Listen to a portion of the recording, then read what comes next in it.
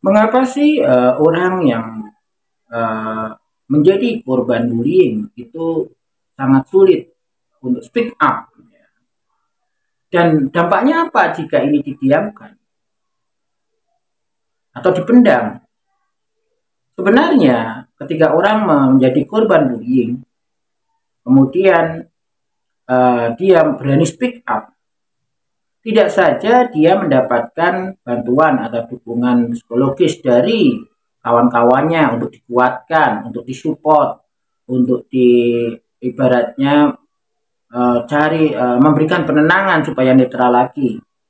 Tapi sebenarnya juga bisa membangun bahwa uh, yang dibully atau korban bullying ini akhirnya akan berpikir bahwa inilah proses yang harus dihadapi dan harus kuat, dan bisa memahami bahwa semua orang itu karakternya berbeda-beda ketika mendidik atau ketika berkomunikasi dengan orang lain. Nah, harapannya si korban ini tidak menjadi uh, trauma sehingga suatu saat dia justru akan melakukan hal yang sama ke juniornya atau melakukan hal yang sama ke orang lain untuk mendapatkan kepuasan, untuk mendapatkan kesenangan. Karena perlu diketahui bahwa perilaku itu bisa dicontoh. Ketika dia dipaparkan dalam lingkungan yang full dengan bullying, perundungan, apalagi dia pernah menjadi korban, bisa jadi itu akan menjadi contoh atau ditiru.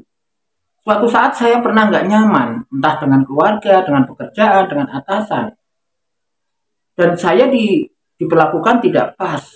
Ya, walaupun tujuannya baik, tetapi cara-caranya, kata-katanya nggak tepat.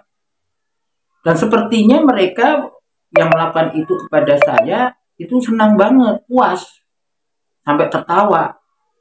Mungkin saya kalau misalnya melakukan seperti itu akan mendapatkan efek yang sama, sehingga suatu saat dia setelah menjadi dokter spesialis beneran ya, kemudian dia posisinya sebagai senior yang harus membimbing, harus mendidik para calon spesialis ini, dia akan menggunakan cara yang sama dengan cara-cara yang didapatkan dulu. Mungkin saja malah lebih ekstrim. Tidak hanya verbal saja, tapi juga secara fisik, seperti cerita-cerita dari mantan ya, atau pengambil program spesialis, sampai ada yang dilempari botol dan sebagainya. Sebenarnya itu bisa saja terjadi. Seperti halnya misalnya saya pernah mendapatkan bullying ya, verbal bullying, cyberbullying ya, di media sosial atau di WhatsApp ya, oleh seseorang ya yang dia juga medis ya.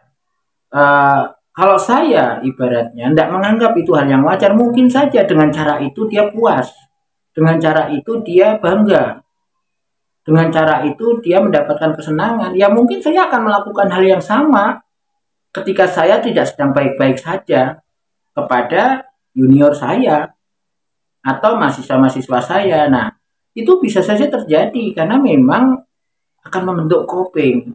Ya. Apa yang dia lihat, apa yang dia alami, apa yang dia rasakan, bisa saja membentuk sebuah perilaku, bisa saja membentuk sebuah kebiasaan.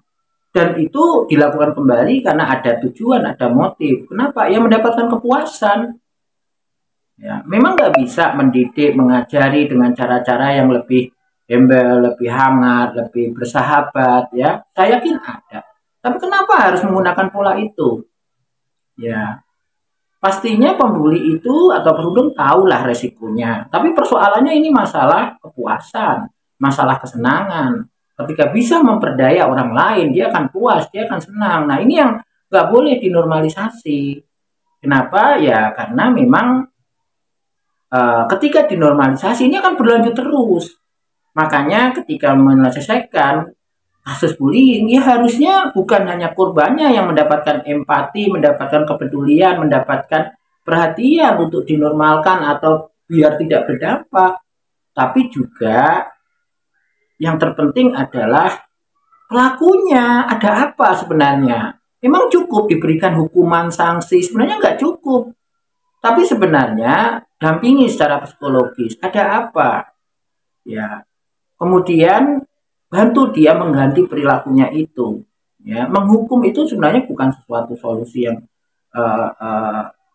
tepat juga ya, walaupun itu dinormalkan tapi kan belum tentu. Makanya kenapa nggak kita berpikir bahwa kalau itu terbukti bullying, lakukan psikoterapi biar perilakunya itu bisa diganti, misalnya dengan CBT, cognitive behavior therapy.